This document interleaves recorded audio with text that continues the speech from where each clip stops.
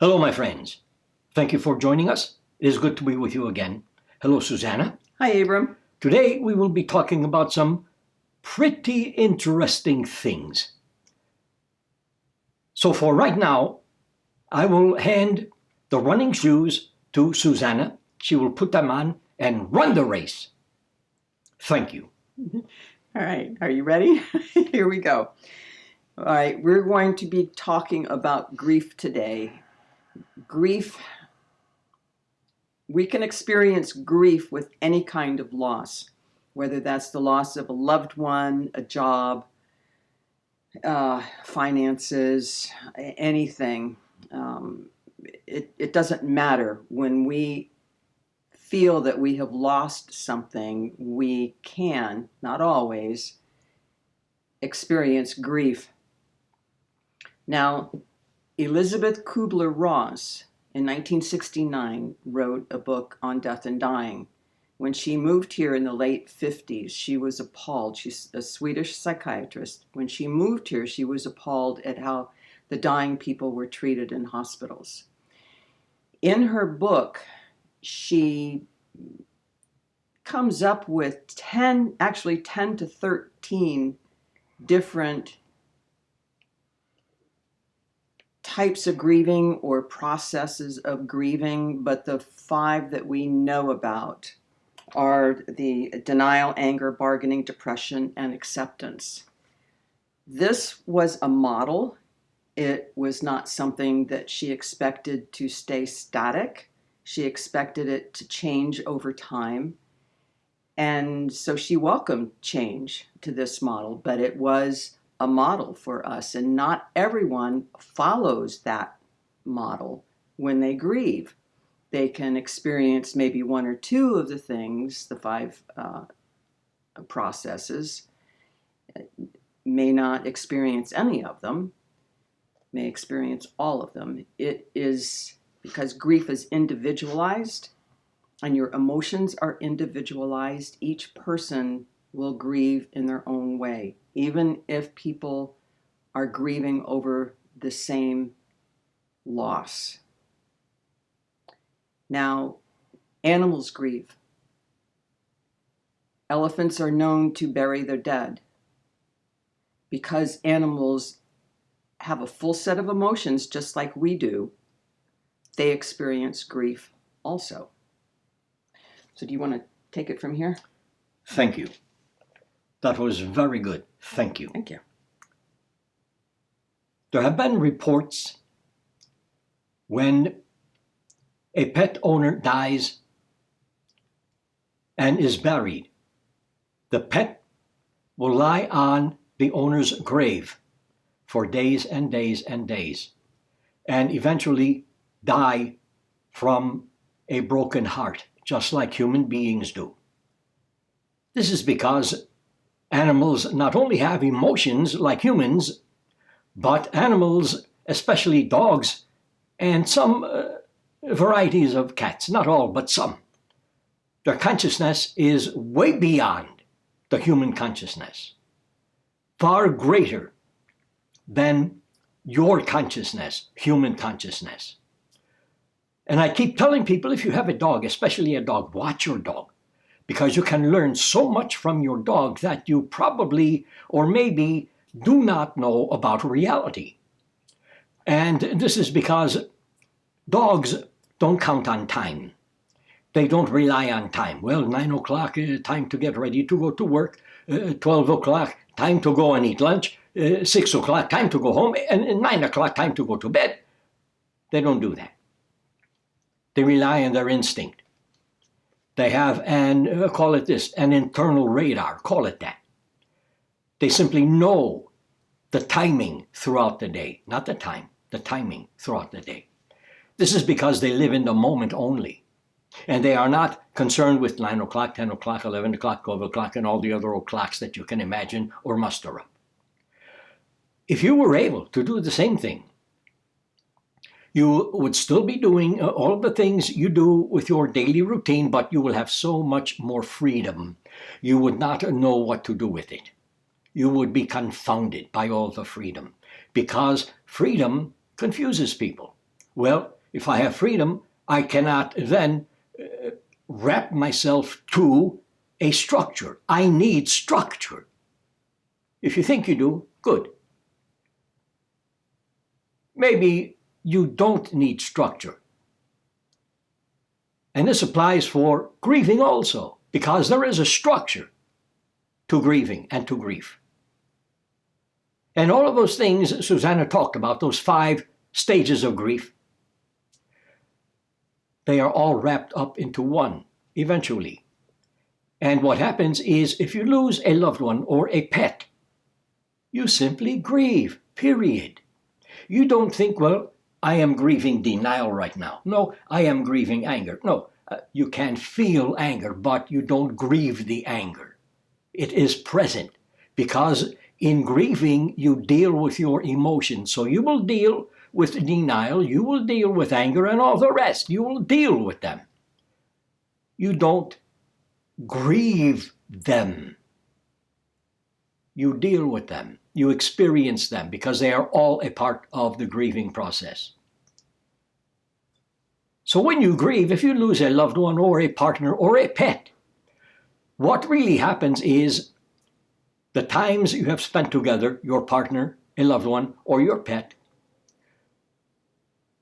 after a time, you begin to assume a part of each other's identity. This is because, and you should know this by now, and I think you do know this by now, this is because there is always only energy.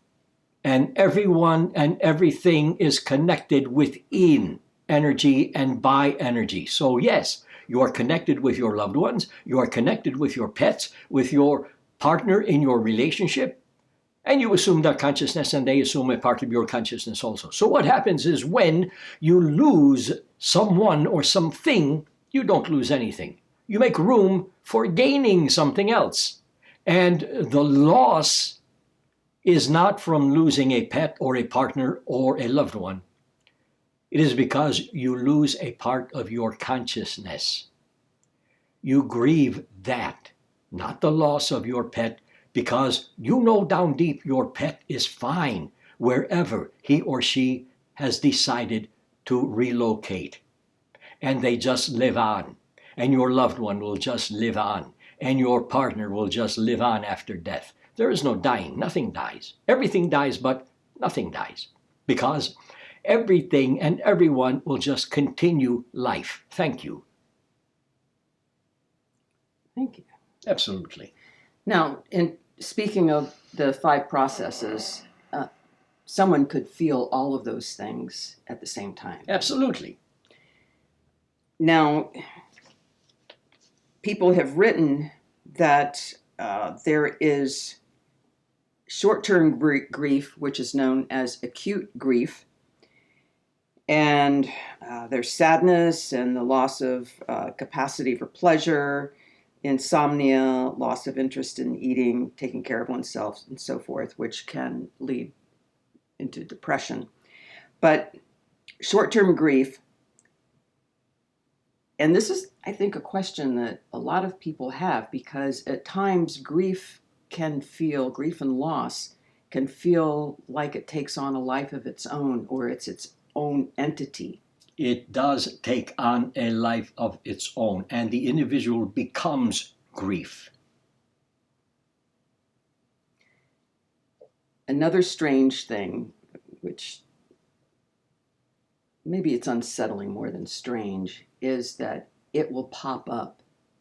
You may think you're getting better, you're dealing with everything, you're moving through your loss, and you feel pretty good, and then you can be anywhere. You can be out in public, driving your car, taking a shower, and it will pop up again. This is how grief works. It will, as you say, wax and wane, get strong, and then go away, and hit you again and get strong, and go away again, and up and down, back and forth. This is how grief works. So the best thing you can do, and really the only thing you can do, unless you really fight grieving, which is not a good idea, best thing you can do is just, as you people say, roll with it. Let it do what it needs to do, because it is for your highest good. Everything works out to be. Everything works out to be. Everything works out to be for your highest good all the time. At times it might not seem that way, but when it doesn't seem that way, maybe it is really that way. Things seem to be too much of the time, because you people have a very good imagination and you imagine things and create things that really are not real. And you think that they are real because somehow, somewhere within you, you need them. You need to experience the emotionality of those things. Same thing with grieving. You need to experience the experience of all of your emotions. Some days you will do that gently, some days you will do it harshly, some days you will not have to do it at all. It will come and go, come and go, come and go, until it decides it is complete within itself. Not done, but complete within itself. Because the grief will always stay inside you. It will always, no matter how long you live, it will always be a part of you. But you will not have to re-experience it. Unless you really want to, then you can. Thank you. That was really good. Thank you. You're welcome. Prolonged grief or complicated grief is grieving over a long Let me interrupt you. Okay. Short-term grief, long-term grief, interrupted grief, complicated grief. Everyone has to have a label for something or something else or everything. These are labels. These are labels. I always suggest to people keep things simple because simple works. Complicated does not work. So and you can do what you want, and you always do what you want. You don't have to do what I suggest, but for me, I always keep things simple. And I am so happy because things work when I keep things simple. I have complicated things, absolutely, but, well, that is another story, thank you. Some people never get over a loss, and they will grieve for their entire lifetime. Is there a choice in that? There is somewhat of a choice, but there is more so a recognition of what is taking place emotionally. Everything is emotion. Your universe is an emotional universe. You people are emotional beings. Dogs, cats, birds, insects, yes. All forms of life are emotional. All forms of life are emotional. Someone may feel as if he or she is grieving for his or her complete long life, all throughout life, to the end, until death. It might seem that way, but what is taking place is the emotions are trying to recreate themselves in a new way, in a different way, so that the individual can move on and not have to grieve for a long period of time. But if you are in grief and you are grieving about something or someone or a pet, and you are grieving for 3 years' time, go ahead. Grieve. Do yourself a favor. Don't choke your emotions down. Don't stop grieving. Well, I've had it. I cannot do this. I am done with it. Don't do that. Do this instead. I feel I am still grieving. I will just let it do what it needs to do, and I know that it will come to a close when it needs to, and everything will be fine all over again. But I will still miss my pet or my loved one or my partner, and that will last me a lifetime.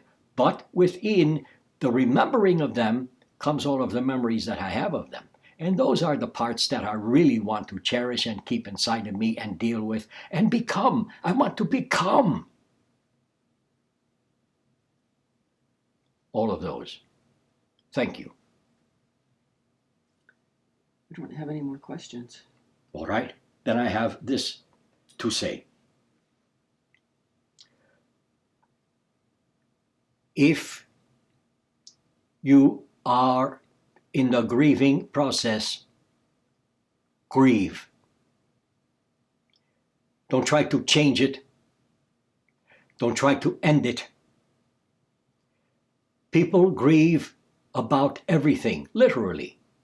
This is a part of life, physical life, and non-physical life if the individual chooses to become that way. You become your grief. This is what you do in life. You become your grief. You become your happiness. You become your love. You become all of your emotions. You become all of them. Because, here we go again, your universe is an emotional universe. You are emotional beings, animals, insects. Everyone has emotions, and everyone needs to express, understand, and realize and be realized within their emotions all the time. So go ahead and grieve. Grieve away. Just grieve and grieve and grieve until all of the emotions restructure themselves, and then the grief will come to a close and you will begin all over again, because this is what you do every time you quit grieving. You become all over again. You start all over again. You become new all over again. So do yourself a favor, grieve. Don't put a time limit on your grief. Well, you have been grieving too long. You have to get over it. I will get over you. Goodbye. Thank you for coming into my reality, but now I close the door on my reality, and you will be in your reality. Thank you. Do what you have to do, what you not have to do, but do what you can do for yourself. Do what you can do, not what you have to do, not what people say you should do, because they don't know you. They don't know how you feel. They don't know what you are experiencing. They don't know the experience of you. Be nice to yourself. Be kind to yourself. And do what you have to do, what you need to do, and above all, what you can do. Until things change, because they always do. Susanna, thank you. Thank you, Abram. I will thank all of you. This has been fun for me.